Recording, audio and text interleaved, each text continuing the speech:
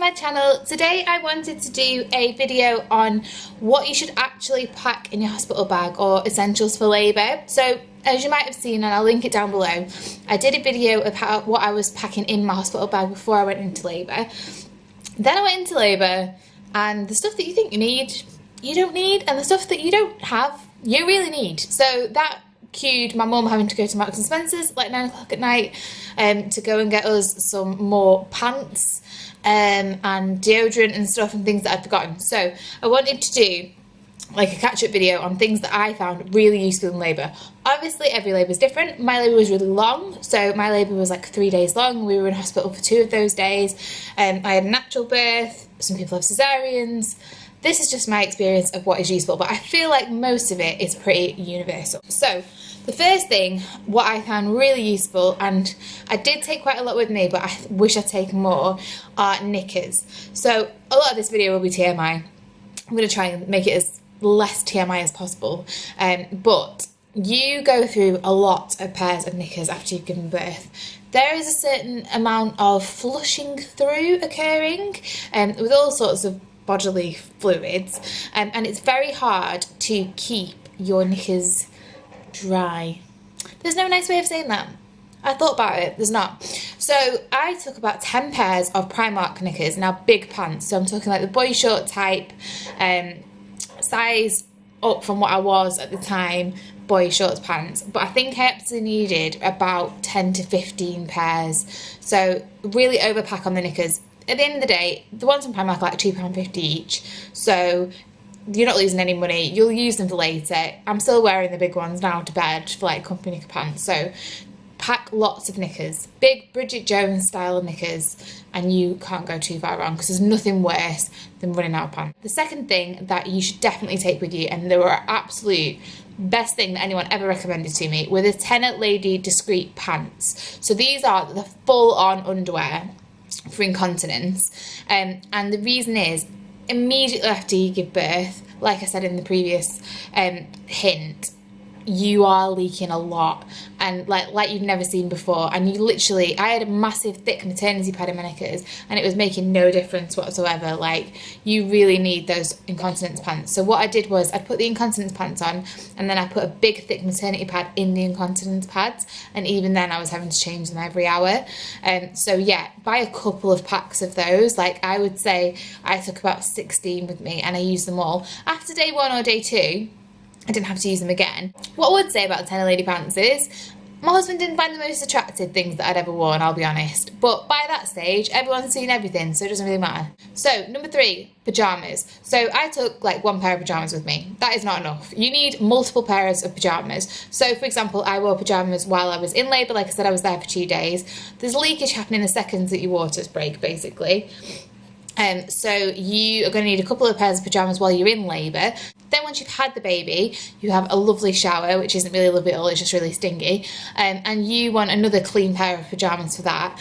Then the chances are you might have a couple of leaks. You're at least going to need a couple of other pairs of pyjama bottoms. They've put the baby on your chest at that point and he's full of blood and guck and gook and all sorts. They actually pooed on my stomach the second he came out of me, so I definitely needed another pair of pyjamas there. So I would say at least 4 pairs of pyjamas. Again, Primark, can't go wrong. Really comfy pyjamas, and they are cheap as chips, so you won't blame yourself afterwards. Also, the first 2 weeks you come home, I recommend that you don't leave the house at all and solely wear pyjamas. But it is quite nice to have a shower in the morning but clean pyjamas on, so you will thank me for buying those extra sets. The next thing is snacks. You could be in labour for quite a long time. Like I said, I was in labour for 3 days. I'm not saying that's going to be you. I really hope it's not, but it might be. And snacks are really important. Most people go into labour in the middle of the night, rather annoyingly. So I found myself at 4 o'clock in the morning going for a McDonald's, which don't ever do. And snacks do become really important to kind of keep your energy levels up. We packed mini eggs, we packed Milky Way eggs, we packed Percy Pigs, but as well as the snacks, I would definitely say take some substantial food like sandwiches, take it in like a little cool bag for your partner more than anything. You might not feel like eating in labour, but they definitely will. Paul was absolutely ravenous, and the hospital vending machine food is absolutely grim. So yeah, snacks. Take as many snacks as you possibly can. The next tip, and I actually did take this, and you will see that in my what I packed in a hospital bag video, is a towel. So I bought a big, warm, white, fluffy towel, knowing that it was going to get absolutely ruined, and it did. But after you've had your baby, when you go for that first shower, all you want is something warm and dry and comforting and soft. Soft is important. So I would definitely say take a towel. That said, the hospital does have towels, but they are really scratchy and not very nice. So take your own. If I could give you one tip for labour, this would be it. Surprisingly, hospital beds don't always have pillows.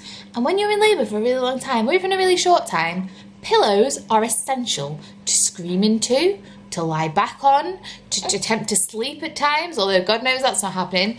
I would say take at least 2 pillows, because if, like me, you might vom on one, which happened mid-labour, and then I couldn't lie on that pillow anymore.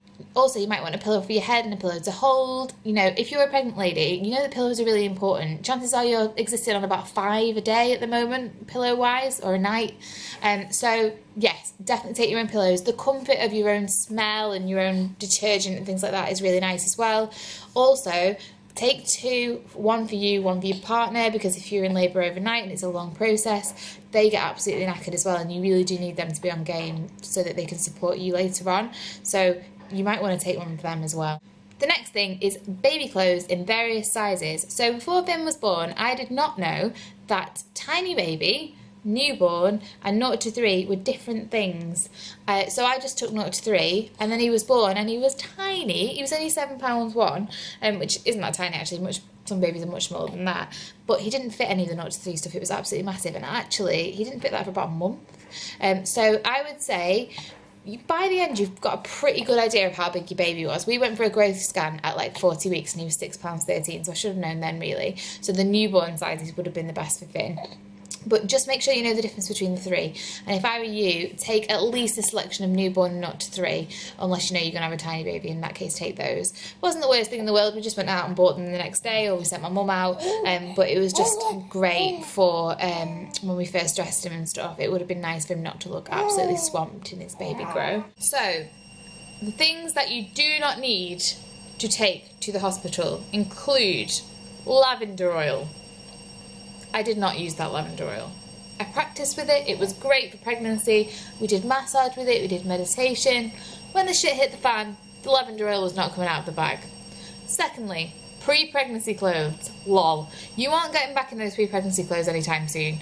At least a week, 2 weeks, maybe a year.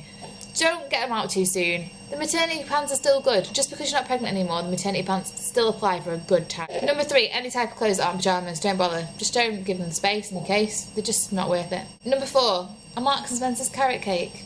I don't really know why we took that, but it didn't really last very long. Cream cheese doesn't do well in the warm. Number 5, underwired bras. In fact, the second you get pregnant, throw out all of your underwired bras. Go to Marks & Spencer's, have a fit-in, and buy sports bras for the rest of your life. Number 6, nipple cream. Even if you are breastfeeding, your nipples don't get sore for a couple of days, so you don't need nipple cream. If you're in hospital for more than a couple of days, your husband can go and get it for you, but you don't need it there and then. Number 7, a breast pump. The hospitals do have them, so you don't need a breast pump. Also, they encourage you not to pump for the first couple of weeks as you establish your milk flow, so you're not going to need it anytime soon. Number 8, and I packed one of these, a Kindle or a laptop. Like I was going to have time to just, read a novel. That isn't happening either. Number 9, any type of baby grow that doesn't have built-in mitts or feet. You're not going to want to put mitts on your baby. You're going to want to have them included in the sleep suit, and 90% of them do these days, so don't bother buying them if they don't have them. Even better, get zip-up onesies because they are the future. And the final thing is a baby hat. They give you a baby hat, so you don't actually need one, and it's quite cute. It's like pink and white and blue. It's cute. It's often on their first photograph, you'll have seen it. But by all means, take one for leaving the hospital. So that's it, guys. I hope you found that useful. Like I said, the benefit of hindsight is a wonderful thing. And what worked for me might not work for you. You might have a completely different kind of labour. But those things that I have recommended, I definitely think would work for anyone's labour. I mean, who doesn't want to take pillows and snacks with them? Pretty much everyone. So yeah, thank you for watching, and I will see you very soon. Bye!